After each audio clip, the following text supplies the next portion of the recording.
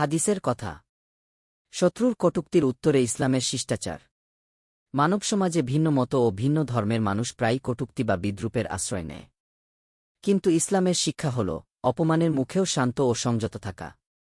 এ ব্যাপারে একবার কিছু ইয়াহুদী মহানবী সাল্লাল্লাহু আলাইহি ওয়াসাল্লাম এর সঙ্গে যে আচরণ করেছিল আর ঘটেছিল তার বিবরণ দিয়েছেন উম্মুল মুমিনিন আয়শাহ রাদিয়াল্লাহু আনহু।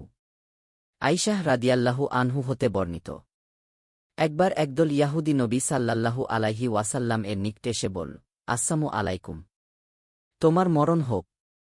আয়শাহ রাদিয়াল্লাহু আনহু বললেন, তোমাদের উপরই এবং তোমাদের উপর আল্লাহর লানত ও গজব পড়ুক। তখন নবী সাল্লাল্লাহু আলাইহি ওয়াসাল্লাম বললেন, হে আয়শাহ, একটু থামো, নম্রতা অবলম্বন করা তোমার কর্তব্য। রুতা ও অশালীনতা বর্জন করো।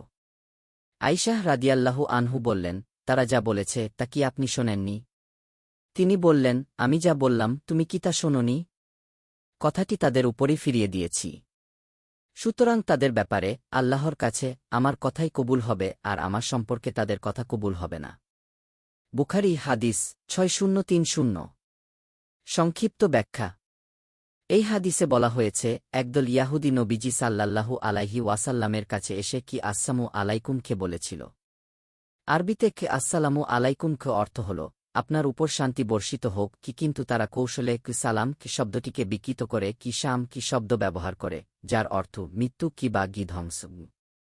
অর্থাৎ তারা আসলে অভিশাপ দিচ্ছিল। আমাদের মা আয়শাহ রাদিয়াল্লাহু আনহু তাৎক্ষণিকভাবে তাদের উদ্দেশ্যে কঠোর জবাব দিলেন, তোমাদের উপরই মৃত্যু, অভিশাপ এবং আল্লাহর গজব বর্ষিত হোক কি, কিন্তু রাসূলুল্লাহ সাল্লাল্লাহু আলাইহি ওয়াসাল্লাম তাকে থামালেন এবং ধৈর্য ও নম্রতা অবলম্বন করতে শিক্ষা দিলেন। তিনি বললেন, আমি যা বললাম ওয়া আলাইকুম অর্থাৎ তোমাদের উপরই, সেটাই যথেষ্ট। আল্লাহ আমার কথা কবুল করবেন, তাদের কথা কবুল করবেন না গি। হাদিস থেকে শিক্ষা। ইসলাম শত্রুর সাথেও ভদ্রতা, সহনশীলতা ও সৌজন্য প্রদর্শনের শিক্ষা দেয়। অয়থারুতা ও কটু ভাষা ব্যবহার করতে নিষেধ করা হয়েছে। অপমান বা কটূক্তি শুনেও ক্রোধ নিয়ন্ত্রণ করে উত্তমভাবে প্রতিক্রিয়া জানানো মুমিনের বৈশিষ্ট্য। রাসূল সাল্লাল্লাহু আলাইহি ওয়াসাল্লাম এখানে নিজের ব্যক্তিগত অপমানের প্রতিশোধ নেননি, বরং জবাব দিলেন শিষ্ট ও সংযত ভাষায়।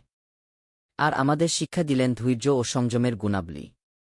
মুসলমানকে শেখানো হয়েছে যে অভিশাপ দেওয়া তার চরিত্রের সাথে শোভা পায় না। আয়শাহ রাদিয়াল্লাহু আনহু এর প্রতিক্রিয়া ভুল ছিল না, কারণ ইয়াহুদীরা সত্যি অভিশাপ দিয়েছিল।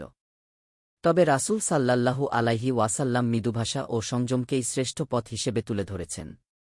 শত্রু কৌশলে ক্ষতি করতে চাইলে মুসলমানকে প্রজ্ঞা ও বুদ্ধিমত্তার সাথে জবাব দিতে হবে। যেমন রাসূল সাল্লাল্লাহু আলাইহি ওয়াসাল্লাম বললেন, ওয়া আলাইকুমকে অর্থাৎ তোমাদের উপরও।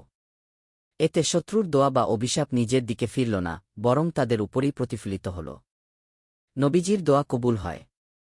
রাসূলুল্লাহ সাল্লাল্লাহু আলাইহি ওয়াসাল্লাম বলেছেন, তাদের ব্যাপারে আমার কথাই কবুল হবে গি অর্থাৎ আল্লাহ তার প্রিয় নবীর দোয়া কবুল করেন, শত্রুর অভিশাপের কোনো মূল্য নেই। এতে প্রমাণিত হল আল্লাহ তার প্রিয় বান্দাদের হেফাজত করেন। এই হাদিস আমাদের আরও শেখায় যে অপমান বা শত্রুতার জবাবে উত্তেজিত হয়ে কঠোর প্রতিক্রিয়া না দেখিয়ে শান্ত, সংযত ও প্রজ্ঞাপূর্ণ জবাব দেওয়া মুমিনের চরিত্র, যেমন রাসূল সাল্লাল্লাহু আলাইহি ওয়াসাল্লাম করেছেন। একটি সংক্ষিপ্ত বাক্যে শত্রুর কটূক্তিকে তাদের উপরই ফিরিয়ে দিয়েছেন। দিন প্রচারের উদ্দেশ্যে ভিডিওটি শেয়ার করুন। লাইক, কমেন্ট, ফলো এবং চ্যানেলটি সাবস্ক্রাইব করে পাশে থাকবেন। মহান আল্লাহ আপনাকে উত্তম যা দান করুক। আমিন।